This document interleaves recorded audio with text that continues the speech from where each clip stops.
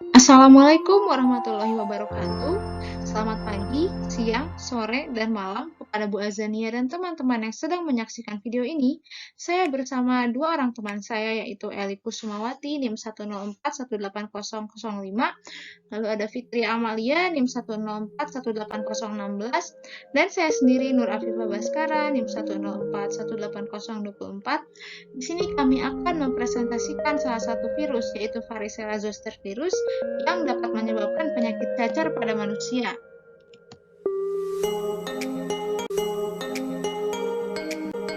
Berikut ini merupakan konten yang akan kami bahas pada presentasi ini. Yang pertama adalah klasifikasi dan struktur partikel VZV, lalu yang kedua adalah struktur genom, lalu yang ketiga ada transmisi, lalu ada diagnosis, vaksin, dan yang terakhir adalah antiviral.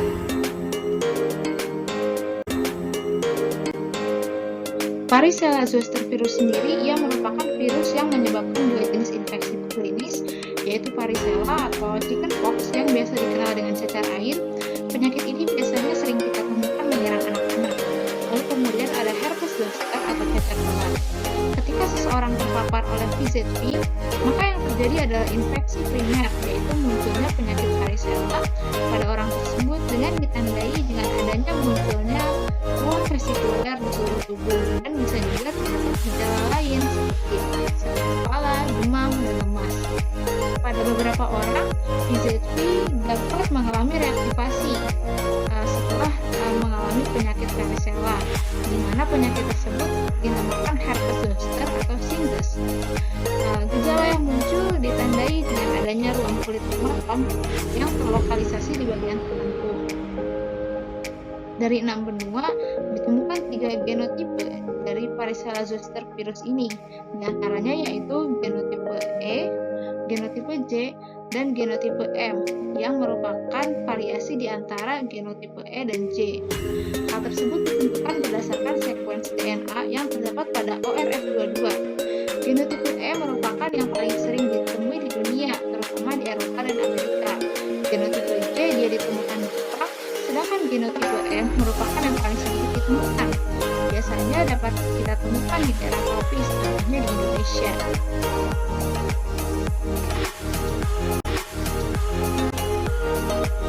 Lalu berikut ini merupakan klasifikasi dan struktur partikel virus. Varicella zoster virus sendiri dia berasal dari ordo Herpesvirales, famili Herpesviridae, subfamili Alpha Herpesviridae dari genus Varicellavirus dengan nama spesies Human Herpes virus 3 atau yang biasa dikenal dengan Varicella zoster virus. Ia merupakan termasuk dalam kelompok Baltimore 1, di mana ia dapat membuat mRNA dari double-stranded DNA-nya. Partikel VZV sendiri berbentuk pleomorfik hingga spherical dengan bentuk simetri ikosahedral. Ia memiliki diameter 150 hingga 200 nanometer dan terdiri dari 3 lapisan protein. Yang pertama adalah nukleokapsid yang mengandung genom DNA untai ganda virus. Lalu ada lapisan protein tegumen yang terdiri dari banyak protein baik yang berasal dari virus maupun inang. Ia mengelilingi di sekitar nukleokapsid. Dan terdapat envelop yang terdiri dari lapisan lipid bilayer yang diperoleh dari inang dengan glikoprotein dan spike protein yang menghadap keluar. Setelah virion memasuki ke dalam sel inang, maka protein tegumen akan dilepaskan ke dalam sel yang baru terinfeksi sehingga akan mengubah lingkungan sel inang. Hal tersebut dapat menghambat respon antivirus dan mempengaruhi infeksi yang terjadi. Berikutnya adalah struktur genom dari Varicella zoster virus, di mana dapat kita lihat pada gambar adalah struktur genomnya. Ia memiliki ukuran 125 kb dengan isi konten 46%. Ia memiliki 2 segmen unik, yaitu unique long dan unique short yang diapit oleh terminal repeat, TR, dan internal repeat, yaitu IR, yang memiliki GC konten. TRL atau IRL sendiri dia memiliki kandungan GC konten 68%, sedangkan IRS atau TRS dia memiliki kandungan 59%. Urutan TRL dan IRL itu sangat pendek, dia mengapit wilayah US dengan ukuran kira-kira 88 base pair. dia diapit oleh IRS dan TRS dengan ukuran 7.319 base pair. Genom VZV sendiri, dia memiliki 5 repeat region, yaitu diantaranya adalah R1, R2, R3, R4, dan juga R5. Nah, VZV sendiri dia dapat mengkodekan 70 gen.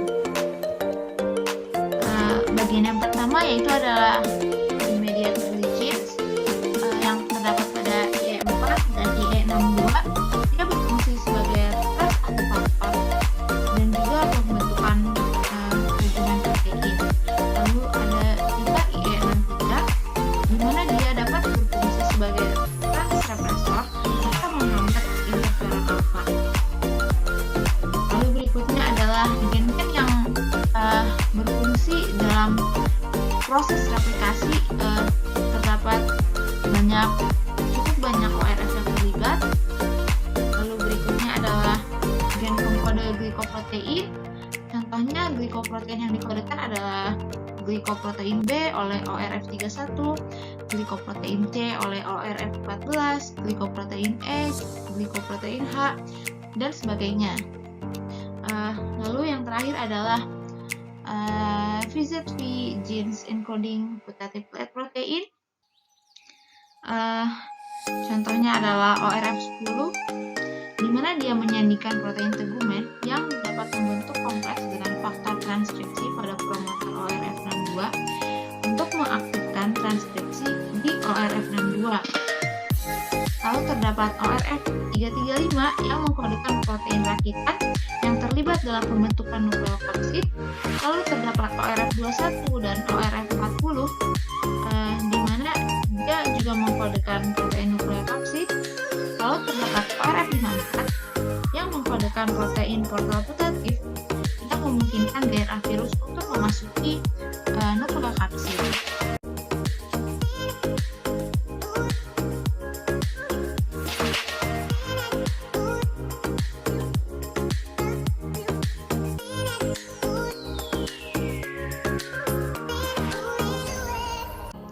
Nah, selanjutnya adalah mode transmisi atau cara penularan. Nah, jadi cacar air atau chickenpox ini adalah penyakit yang sangat menular yang disebabkan oleh VZV atau varicella zoster virus yang juga dapat menyebabkan herpes zoster atau shingles. Nah, virus ini menyebar dengan mudah dari penderita cacar air ke orang lain yang belum pernah menderita penyakit tersebut atau belum pernah divaksinasi. Terdapat beberapa mode transmisi dari VZV ini, yaitu pertama ada direct transmission, yaitu ditularkan dari orang ke orang atau human to human secara kontak langsung, misalnya dengan menyentuh ruam. Kemudian dapat juga melalui droplets dan aerosol yang menyebar misalnya dari batuk dan bersin, dari vesikel cairan atau sekresi dari saluran pernafasan atau cairan vesikular penderita Nah, kemudian bisa juga ditularkan melalui indirect transmission, yaitu secara tidak langsung dengan menyentuh barang yang baru saja terkontaminasi atau kotor. Nah, akan dibutuhkan sekitar 2 minggu atau dari 10 sampai 21 hari setelah seseorang terpapar dengan cacar air atau herpes zoster untuk bisa mengembangkan cacar air gitu. Untuk munculnya ruam-ruam seperti itu.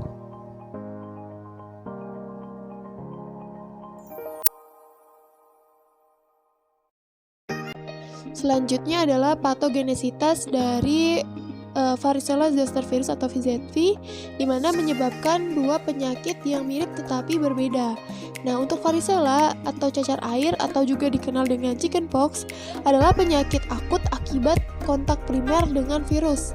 Nah, sedangkan zoster atau cacar ular atau juga shingles ini adalah respon sebagian imun pejamu terhadap reaktivasi virus varicella yang terdapat dalam bentuk laten pada neuron ganglion sensorik. Nah, untuk gambar A ini merupakan siklus hidup dari VZV ini, di mana pada awal mulanya VZV ini mencapai tempat masuk epitel mukosa. Kemudian melakukan replikasi lokal diikuti dengan penyebaran ke tonsil atau amandel dan juga jaringan limfoid regional, di mana tempat VZV ini mendapatkan akses ke sel T. Nah, sel T yang terinfeksi kemudian mengirim virus ke situs kulit replikasi. Nah, kemudian VZV ini membangun latensi di ganglia sensorik setelah diangkut ke inti saraf di sepanjang akson saraf oleh firmia, dan kemudian mendapatkan akses ke badan sel saraf sensorik di ganglia oleh retrograde transportasi aksonal. Nah, kemudian dapat terjadi reaktivasi dari latensi yang memungkinkan fase replikasi kedua dapat terjadi pada kulit, yang biasanya menyebabkan lesi pada kulit dermatom yang dipersarafi oleh ganglion sensorik yang terinfeksi. Nah, hal tersebutlah yang memicu terjadinya zoster. Nah, kemudian pada gambar yang bawah ini merupakan tahapan replikasi dari VZV ini, di mana pertama-tama partikel VZV ini melakukan attachment pada membran sel dengan interaksi oleh molekul permukaan sel seperti reseptor manase 6 fosfat atau myelin associated glycoprotein, dan kemudian melakukan fusi dan melepaskan protein tegumen atau disebut juga uncoating. Nah, kemudian kapsid yang sudah tidak dilapisi ini kemudian dapat menempel di pori-pori inti, di mana tempat genomik DNA ini diinjeksikan ke dalam nukleus dan kemudian diedarkan. Nah, selanjutnya adalah mengekspresikan protein dari virus, yaitu yang pertama kali diekspresikan adalah immediate early atau IE protein, kemudian early protein, dan terakhir adalah late protein. Nah, kemudian nukleokapsid yang telah tadi diekspresikan ini kemudian berkumpul atau assembly dan mengemas DNA genom yang baru disintesis tadi, dan kemudian dapat berpindah ke membran inti dalam dan melakukan budding untuk melintasi membran nukleor. Nah, kemudian kapsid memasuki sitoplasma, dan virion glikoprotein yang telah mature ini di daerah transgolgi dan tegumen ini melakukan protein assembly di vesikula. Lalu kapsid mengalami envelopment sekunder dan kemudian diangkut ke permukaan sel dan sehingga dapat rilis seperti itu.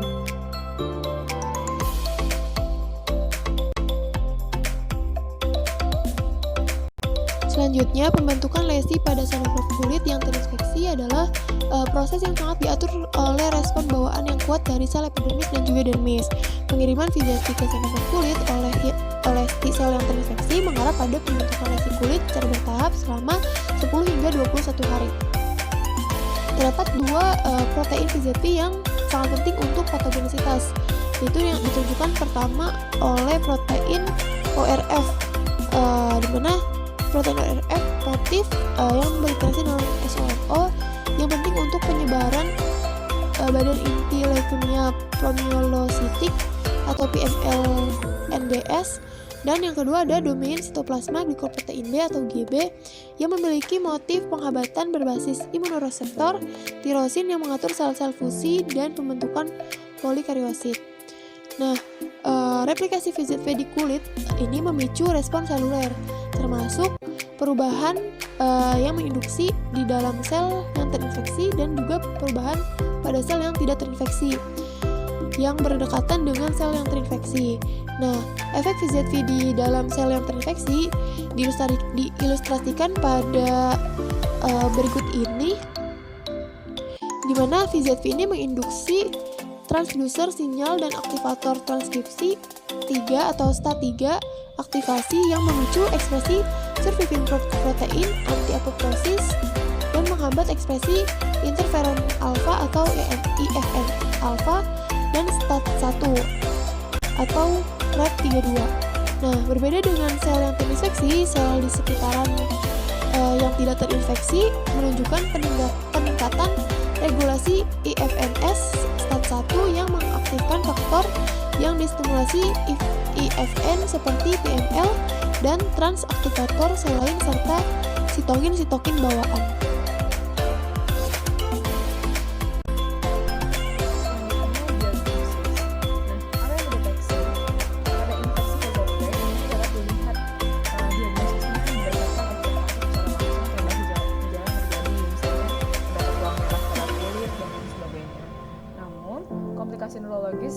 reaktivasi VZV tanpa ruang ini memerlukan konfirmasi. Secara virologis, diperlukan deteksi virus dan deteksi antibodi yang muncul pasca infeksi virus untuk proses diagnosisnya. Selanjutnya, deteksi virus. Infeksi VZV akut didiagnosis dengan mendeteksi virus. Metode pilihannya adalah polymerase chain reaction atau PCR untuk deteksi genom virus dalam cairan vesikal, cairan cerebrospinal, jaringan, hingga cairan ketumban. Selanjutnya ada juga isolasi VZV. Hanya mungkin dalam beberapa jenis sel seperti fibroblast embrionik manusia. Dalam kebanyakan kasus, hanya cairan vesikal yang mengandung beban virus yang tinggi yang cocok untuk isolasi virus ini. Selanjutnya ada identifikasi isolat virus yang dilakukan dengan imunofluoresensi menggunakan antibodi berlabel fluorescence monoklonal, dan juga diskriminasi antara VZV wild type dan strain vaksin dapat dilakukan dengan analisis dan pengurutan polimorfisme panjang rantai restriksi atau genotyping.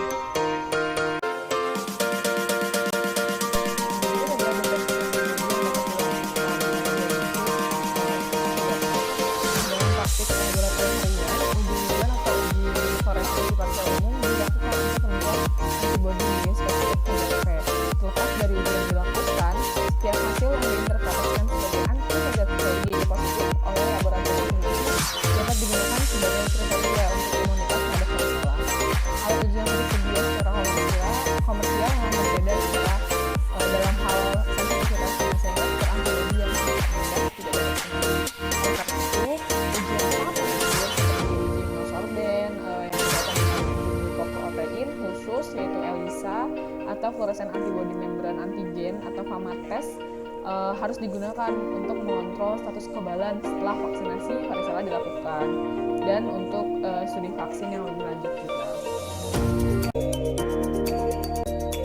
Selanjutnya vaksin VOK berasal dari virus wild type yang diisolasi di Jepang dari cairan fiskal seorang anak bernama Oka yang menderita cacar air. Analisis dicapai secara in vitro di Duchenne Institute di Osaka, Jepang, melalui serial virus dalam teori genetik. Vaksin ini ada dua, yaitu Varivax dan Merck dan juga Varivax. Varivax adalah vaksin varicella yang dimaksudkan berasal dari strain Oka dari VZV. Vaksin ini dilisensikan untuk penggunaan umum di Jepang dan Korea pada tahun 1998 dan dilisensikan di Amerika Serikat pada tahun 1995 untuk orang yang berusia 12 bulan ke atas. Varivax diberikan dengan injeksi suntikan. 2 dosis rutin Varivax direkomendasikan untuk anak-anak. Dosis pertama itu pada usia 12 sampai 15 bulan dan dosis kedua itu pada usia 4 sampai 6 tahun. Vaksinasi susulan dan dosis kedua dapat dilakukan atau dapat diberikan 3 bulan setelah dosis pertama untuk anak-anak di bawah usia 13 tahun. Untuk remaja dan dewasa berusia 13 tahun ke atas, 2 dosis harus diberikan dengan jarak 4 sampai 8 minggu. Nah, vaksin varicella lain juga ada dari GSK Biologicals, yaitu Varilrix. Nah, Varilrix ini merupakan vaksin varicella yang dilemahkan, sama seperti Varivax, tersedia secara komersial di beberapa negara Eropa sejak 1984. Saat ini berlisensi di Eropa juga, termasuk Inggris, Australia, Selandia Baru, Brazil, dan sampai ke India, Hong Kong, dan Asia Tenggara. Formulasi dari vaksin yang dilemahkan ini sensitif terhadap panas dan harus disimpan pada suhu hingga minus 20 derajat Celcius. Vaksin ini merekomendasikan vaksinasi pada usia 12 bulan.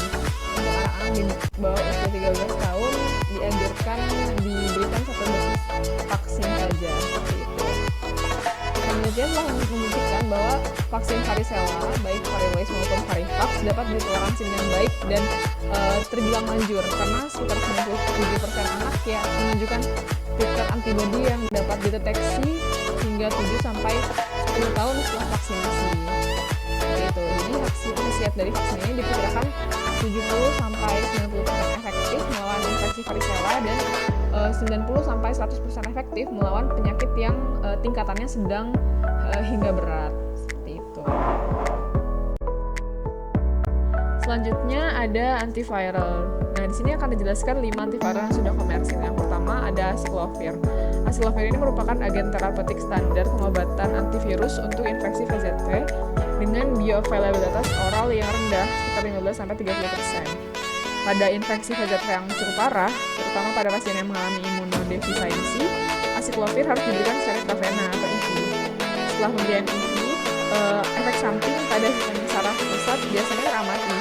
Sedangkan obat oral biasanya dikaitkan dengan gejala-gejala gastrointestinal. Selanjutnya ada valacyclovir.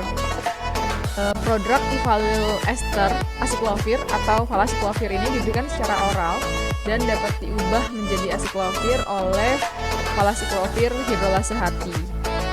Nah, valacyclovir ini mempunyai bioavailabilitas yang lebih tinggi, sekitar 54%, yang menghasilkan konsentrasi obat 3 hingga 4 kali lebih tinggi daripada acyclovir oral.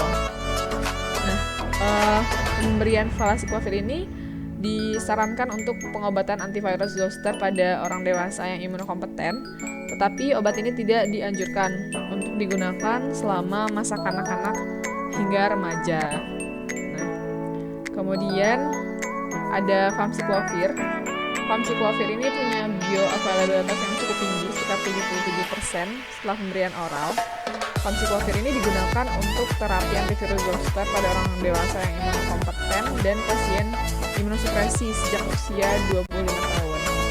Mirip dengan valacyclovir, famciclovir ini tidak disarankan penggunaannya untuk anak-anak dan remaja.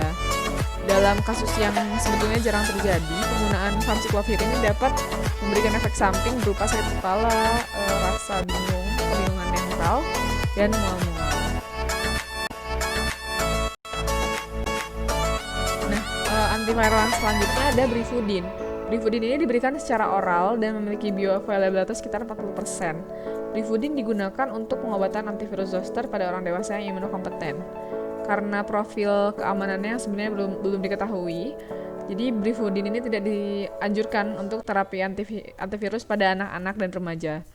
Brifudin secara umum dapat ditoleransi dengan baik, tetapi mungkin akan diamati gangguan gastrointestinal, gangguan fungsi ginjal, peningkatan enzim hati, dan perubahan jumlah sel darah yang reversibel sebagai efek sampingnya. Nah, selanjutnya ada foscarnet. Foscarnet ini merupakan analog dari pirofosfat yang menghambat pol DNA virus dari banyak virus DNA maupun virus RNA dengan mencegah pertukaran pirofosfat. Foscarnet direkomendasikan untuk pengobatan antivirus alternatif pada dugaan resistensi klinis terhadap acyclovir. Oke, baik.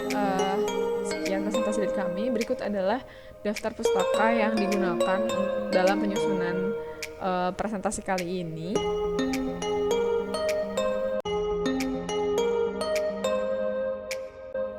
Sekian dari kami. Mohon maaf jika masih terdapat banyak kesalahan. Terima kasih atas perhatiannya. Jika ada saran, masukan maupun pertanyaan-pertanyaan, silakan disampaikan.